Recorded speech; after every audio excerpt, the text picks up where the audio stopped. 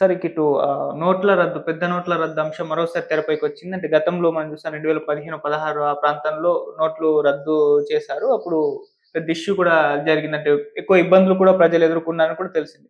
అయితే ఇప్పుడు నిన్న మహానాడులో చంద్రబాబు నాయుడు గారు మాట్లాడారు. సో పెద్ద నోట్లు మరోసారి రద్దు చేయాలని నేను కోరుకుంటున్నాను. డిజిటల్ కరెన్సీని తీసుకురావాలి పెద్ద మొత్తంలో డిజిటల్ కరెన్సీ యూసేజ్‌ని ఎక్కువగా చేయాలన్నట్టుగా ఆయన కేంద్ర ప్రభుత్వాన్ని డిమాండ్ చేశారు. సో ఇది కరెక్ట్ అంశమేనా? మరి చేసే అవకాశం ఉన్నాయా? అది డిమాండ్ అని చెప్పలేనులే, ఆయన అభిప్రాయాలు చెప్పింటారు. హ్మ్. కేంద్ర ప్రభుత్వాన్ని ఈయన డిమాండ్ చేస్తే వాళ్ళు వినేదేముంది. హుహు. కానీ ఆయన చెప్పేటి ఈ కొంచెం సామాన్య ప్రజలకు ఇబ్బందికరమైన సమస్య. హ్మ్. ఎందుకు అంటే నీకు బ్లాక్ మనీ అనేది రావటానికి చాలా త్రోవలుంటాయి. ఓకే. నువ్వు డిజిటల్ కరెన్సీ పెట్టిన దానివల్ల బ్లాక్ మార్కెట్ ఉండదని నేను అనుకోవడానికి లేదు.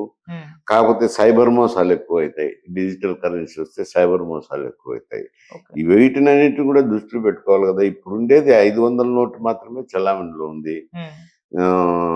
₹1000 అన్ని రద్దు అయిపోయినాయి కదా. రద్దు అయిపోయినప్పుడు ప్రజలు బ్యాంకుల చుట్టూ తిరిగి నానా అవస్థ పడినారు కదా. హ్మ్. మరి ఎందుకు అది ఆయన ప్రస్తావించినారో నాకు తెలియదు. డిమాండ్లు అన్నారు కానీ ఎందుకు ప్రస్తావించినారో నాకు అర్థం కావడం లేదు. అదే బ్లాక్ మనీ ఒకవేళ పెరిగిపోతుంది. ఒకవేళ ఆయన కొంచెం డిజిటలైజేషను కంప్యూటర్ పట్ల మోజు ఉండొచ్చు కానీ హ్మ్. అవి చెయ్యాలంటే కష్టం కదా. నాకు ఇప్పుడు ఫోన్పే చేస్తుంటారు చాలా మంది పిల్లలు కూడా. నేను చేయమంటే నా చేత కాదు. హ్మ్. నేనే చేయలేకపోతే ఇంకా ఎంతమంది ప్రజానీకం ఉంటారు అట్లా చేయలేని వాళ్ళు. చెయ్యాలంటే కష్టమవుతుంది. ఏదో చదువుకున్నోళ్ళు వాళ్ళైతే చేయగలరు కానీ సామాన్య ప్రజలకు చాలా కష్టమవుతుంది. ఈ కరెన్సీని రద్దు చేసిన దానివల్ల ప్రభుత్వానికి వ్యయము, రెండోది ఎక్కువ మన రద్దు చేసినప్పుడు చాలా ఖర్చు అయింది కదా. ప్రింటింగ్ నోట్లు ప్రింట్ చేసేదానికి ఎక్కువ ఖర్చు చేస్తున్నారు కదా. అదొక విమర్శ ఉన్నది కదా. ఓకే. ఊరికి అనవసరంగా రద్దు చేసి ప్రజాధనం దుర్వినియోగం అయిపోయింది కొత్త నోట్లు ముద్రించేదానికేనని. హ్మ్.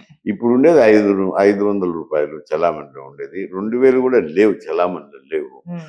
500 ఎంత బ్లాక్ మనీని కూడబెడతారు 500లో. అవన్నీ వేరే వేరే ట్రాన్సాక్షన్స్ లో బ్లాక్ మనీ నడుస్తుంటది. హ్మ్. డిజిటల్ కరెన్సీ వచ్చిన జరగదంటే జరుగుతుంది. బ్లాక్ మనీ ఎందుకు జరగకుండా ఉంటది? డిజిటల్ కరెన్సీ అయితే జరగకుండా పోతుందని ఆయన కొంచెం టెక్నాలజీ మీద మోజు ఎక్కువ చంద్రబాబు నాయుడు గారికి. ఓకే. అందుకని డిజిటల్ కరెన్సీ పెట్టాలా అని అంటే జనాన్ని కూడా చూడాలి కదా సామాన్యులు. హ్మ్. చూడకుండా ఊరికి డిజిటల్ కరెన్సీ పెడితే అన్ని ఇబ్బందులు వస్తాయి అంట. ఓకే. సార్ గతంలో కూడా నేనే సూచించాను. అప్పుడు జరిగింది. మళ్ళీ ఇంకోసారి సూచిస్తున్నానని కూడా ఆయన మెన్షన్ చేయడం జరిగింది.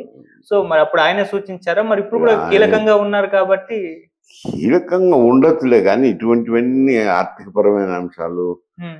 ఇవన్నీ చెప్తే ఎవరింటారులే కానీ ఇది జనాన్ని బట్టి చూస్తారు వాళ్ళు కూడా. హ్మ్. ప్రజల్లో ఎట్లా ప్రభావం ఉంటుంది, ప్రజలు ఏ విధంగా రియాక్ట్ అవుతారు అనేది చూస్తారు.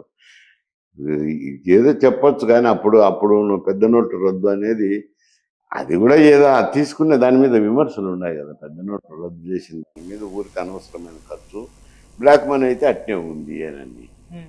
ఇప్పుడు కూడా అంతే. డిజిటల్ కరెన్సీ వస్తానే అయిపోతుంది. అమెరికాలోనే పెద్ద వాడడం లేదు, ఓకే. డెవలప్డ్ కంట్రీలోనే. ఇప్పుడు పోయి మన కంట్రీలో అంటే ఎంతమంది 140 కోట్ల మంది ప్రజల్లో ఎంతమంది విద్యావంతులు ఉంటారు, ఎంతమంది డిజిటల్ పేమెంట్ చేసేవాళ్ళు ఉంటారు. ఇవన్నీ ఇబ్బందులు ఉన్నాయిలేండి. ఓకే. ఒకవేళ కొంతమేరకు అరికట్టవచ్చునేమో, పూర్తిగా బ్లాక్ మనీని అరికట్టలేదు అంట.